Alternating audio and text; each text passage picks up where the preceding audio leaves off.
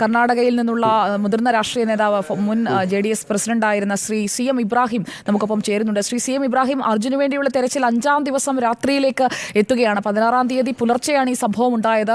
ഇത്രയും ദിവസമായി മണ്ണിനടിയിലുണ്ട്. അതൊക്കെ നമ്മൾ ചൂണ്ടിക്കാട്ടുമ്പോൾ വേണ്ട രീതിയിലുള്ള ഒരു ഇടപെടൽ സർക്കാർ സംവിധാനങ്ങളിൽ നിന്ന് ഉണ്ടാകാതെ പോകുന്നത് എന്തുകൊണ്ടാണ് ശ്രീ CM ഇബ്രാഹിം?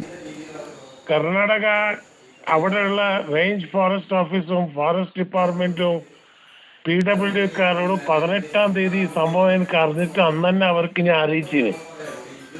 കാരണം ഞാൻ ആ ഭാഗത്തുള്ള ആളല്ലേ, അപ്പൊ മനുഷ്യനല്ലേ, ഒരു മനുഷ്യനെ കാണുന്നില്ല എന്ന് പറഞ്ഞാല് ഇത് ആദ്യമായിട്ടാണ് ഇങ്ങനത്തെ ഒരു സംഭവം ഞാൻ കേൾക്കുന്നത്. ഒരു ദിവസം 2 ദിവസം കൊണ്ട് അത് കിട്ടുന്നുണ്ട്. പിന്നെ രണ്ടാമത് അവിടുത്തെ ഓഫീസേഴ്സ് പറയുന്നത് മഴ കൊണ്ട് ഞമ്മക്ക് അങ്ങ് അടക്കാൻ പറ്റുന്നില്ല, ഭയങ്കരമാണ് ഉള്ളത്.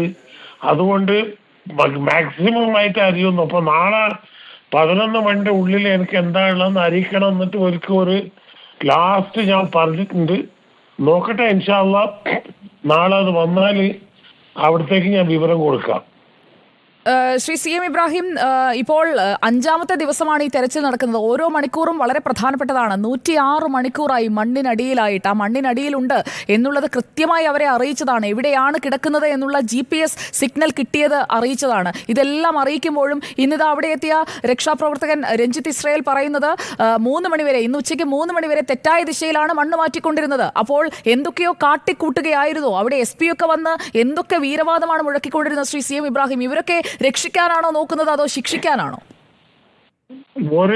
അവിടുത്തെ ഓഫീസേഴ്സ് സഹകരിച്ചിട്ടില്ല എന്ന് എന്നെ ഒന്ന് വിളിച്ചു പറഞ്ഞാൽ 1 മണിക്കൂർ കൊണ്ട് ഞാൻ ഓഫീസേഴ്സിനെ സ്പോട്ടിൽ എത്തിക്കും. എനിക്ക് ഇത് ഇപ്പൊ നിങ്ങളാണ് ഈ പറയുന്നത്, അവിടെ ആളെ എത്തിന് 3 മണിക്കൂറായിട്ട് അത് മണ്ണ് പരന്നുന്നുണ്ടെന്ന്. അവർ സഹകരിക്കുന്നുണ്ടോ ഇല്ലോ എന്ന് എന്നെ വിളിച്ചു പറഞ്ഞാൽ 1 മണിക്കൂർ കൊണ്ട് ഓഫീസർമാര് അതിന്റെ ഹെഡിന് അവിടെ എത്താൻ വേണ്ടിയിട്ട് ഞാൻ പറയാം. ശ്രീ CM ഇബ്രാഹിം, അങ്ങ് അവിടുത്തെ മന്ത്രിയായിരുന്ന നിലയിലൊക്കെ വളരെ നന്നായി ഇടപെട്ടിട്ടുള്ള ആളാണ്. പക്ഷേ ഇപ്പോഴത്തെ സംവിധാനങ്ങൾ അത്ര പോരെന്ന് തോന്നുന്നത് ഈ 5-ാം ദിവസം ഒരു ജീവൻ, 1-ലധികം ആളുകൾ ആ മണ്ണിനടിയിൽ ഉണ്ടെന്നാണ് അറിയുന്നത്. പക്ഷേ തെരച്ചിൽ എന്ന് പറയുന്നത് വളരെ പതുക്കെയാണ് മുന്നോട്ട് പോകുന്നത്. അതാണ് നിങ്ങളാണ് ആദ്യമായിട്ട് എന്നോട് ഇതിനെപ്പറ്റി ചോദിക്കുന്നത്. ആരും ചോദിക്കാണ്ട് പത്രത്തിൽ അറിഞ്ഞിട്ട് തന്നെ ഞാൻ ഇതിന്റെ പണി ഞാൻ ചോദിക്കാൻ തുടങ്ങി. അവർ പറഞ്ഞു മഴ ഭയങ്കര കനത്ത മഴ ഉണ്ട്, മണ്ണ് പൊക്കലുണ്ട്. പിന്നെ അവിടെ ഈ കബനി റിവർ ഓരോ റോട്ടില് 5 അടി 6 അടി 7 അടി വെള്ളം വരും. ഒരു 10-12 കൊല്ലം മുമ്പ് ഞാൻ തന്നെ കണ്ടസ കാർ എടുത്തിട്ട് ആ കാറിൽ തേച്ചും വെള്ളം കയറിയിട്ട് 3 മണിക്കൂർ ഞാൻ തന്നെ മെനക്കെട്ടുണ്ടാടാം. അതുകൊണ്ട് വെള്ളപ്പൊക്ക് ഭയങ്കര പൊയ്യും റോഡും ഒരേ റോഡാ. അപ്പൊ അവിടെ ഈ കേരളത്തിൽ നിന്ന് വരുന്ന വെള്ളം ഈ വരുന്ന കംപ്ലീറ്റ് കബനി ഡാമിലേക്ക് പോകുന്നതാണ്. അതുകൊണ്ട് അവിടെ ഓഫീസർമാർക്ക് എത്താൻ പറ്റാത്തത് കൊണ്ടാണ് അവർ പറയുന്നത്. പക്ഷെ എന്നാലും കൂടി വെള്ളം ഉണ്ടെങ്കിലും കൂടി നിങ്ങൾ പോയി അവിടെ എത്തി നാളെ 11 മണിന്റെ ഉള്ളിൽ എനിക്ക് വിവരം അറിയിക്കണം എന്ന് ഞാൻ പറഞ്ഞിട്ടുണ്ട് അവരോട്. വളരെ നന്ദി ശ്രീ CM ഇബ്രാഹിം പ്രതികരിച്ചതിന്. കർണാടക മുൻമന്ത്രി റിപ്പോർട്ടർ ചാനലിൽ ഞാൻ വളരെ വളരെ നന്ദി പറയുന്നു. നിങ്ങൾ എന്നെ ഓർമ്മിച്ചിട്ട് ചോദിച്ചല്ലോ, വെരി ഗുഡ്.